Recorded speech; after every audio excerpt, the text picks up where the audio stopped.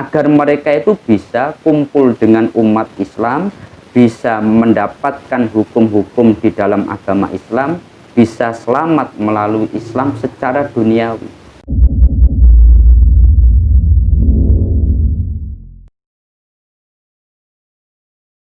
Assalamualaikum warahmatullahi wabarakatuh. Saudaraku kaum muslimin wal muslimat yang dirahmati Allah Subhanahu wa ta'ala. Sekarang kita melanjutkan mengkaji kitab tafsir kembali. Dalam kesempatan kali ini, mari kita awali dengan kita bersama-sama membaca surat Al-Fatihah. Bersama-sama kita memohon kepada Allah agar kita semua, keluarga kita, oleh Allah senantiasa diberi kesehatan, diberi kelancaran, dan semoga dengan kita semua istiqomah untuk thalabul ilmi, oleh Allah kita dan keluarga kita semuanya dijadikan orang-orang yang husnul khotimah. Al-Fatihah. A'udzubillahi minasyaitonirrajim. Bismillahirrahmanirrahim. Alhamdulillahirabbil alamin arrahmanirrahim maliki yaumiddin. Iyyaka na'budu wa iyyaka nasta'in ihdinas siratal mustaqim. Shiratal ladzina an'amta 'alaihim ghairil maghdubi 'alaihim waladdallin. Amin. Bismillahirrahmanirrahim. Sekarang pembahasan kita sampai pada ayat ke-8 dalam surat Al-Baqarah. A'udzu billahi minasyaitonir rajim. Bismillahirrahmanirrahim. Wa nazala fil munafiqin, dan diturunkan dalam menjawab atau membahas orang-orang munafik. Wa minan nasi may yaqulu amanna billahi wa bil yaumil akhir wa ma hum bimu'minin. Wa minan nasi, dan ada sebagian dari manusia, may yaqulu amanna, orang yang mereka mengucapkan kami iman, billahi wa bil yaumil akhir, iman kepada Allah dan iman kepada hari akhir. Ayyaumil qiyamati, maksudnya iman pada hari kiamat. Sebagian manusia ada yang mereka berkata kami iman kepada Allah dan kami iman kepada hari kiamat, tapi wa mahum bimu'minin, tidaklah mereka itu orang-orang yang iman. Mereka mengaku bahwa mereka iman kepada Allah dan iman kepada hari akhir, tetapi ayat ini diturunkan membantah pengakuan mereka dengan wa ma hum bimu'minin, tidaklah mereka itu iman. Kalau yang membantah orang ataupun mungkin manusia, ini mungkin bisa diperdebatkan. Tapi bila yang membantah adalah Allah, berarti memang ini satu fakta. Nyatanya betul-betul mereka tidak memiliki iman sama sekali. Lalu kenapa mereka itu mengucapkan iman billahi wa bil yaumil akhir? Yukhadi'unallaha walladzina amanu. Mereka menipu kepada Allah dan kepada orang-orang yang beriman. Bi'idhari khilafi ma abtanuhu minal kufri. Mereka sengaja menyembunyikan kekufuran mereka dan menampakkan keislaman. Liyadfa'u anhum ahkamahu ad-dunyawiyah, agar mereka itu bisa kumpul dengan umat Islam, bisa mendapatkan hukum-hukum di dalam agama Islam, bisa selamat melalui Islam secara duniawi.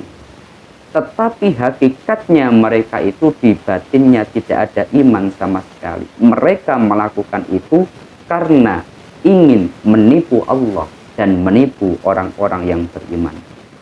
Namun dalam ayat ini dibantah, wa ma yakhda'una illa anfusahum. Tidaklah mereka menipu kecuali pada diri mereka sendiri. Wa ma hum yashkurun, dan tidaklah mereka merasa dengan hal itu. Mereka sebetulnya tidak pernah menipu Allah. Mereka juga tidak pernah menipu orang-orang yang beriman ketika mereka menjadi orang-orang yang munafik. Tapi sebetulnya mereka menipu diri mereka sendiri. Tapi mereka tidak tahu dengan hal itu. Fi qulubihim maradun. Di dalam hati mereka ada marad atau sakit. Di dalam tafsir Jalalain disebutkan syakun wa nifakun. Maksudnya hatinya itu terus diliputi keraguan, terus diliputi kemunafikan. Mereka tidak pernah memiliki satu keyakinan karena mereka terus dihantui rasa ragu, ikut sepenuhnya Muhammad atau tidak, tetap musuh dengan Muhammad atau betul-betul iman pada Muhammad. Mereka terus memiliki keraguan. Fazadahumullahu marad. Maka Allah akan menambah sakit pada mereka. Karena sifat munafik mereka, akhirnya rasa sakit yang ada pada hatinya ini oleh Allah tidak disembuhkan, namun akan ditambah sakitnya.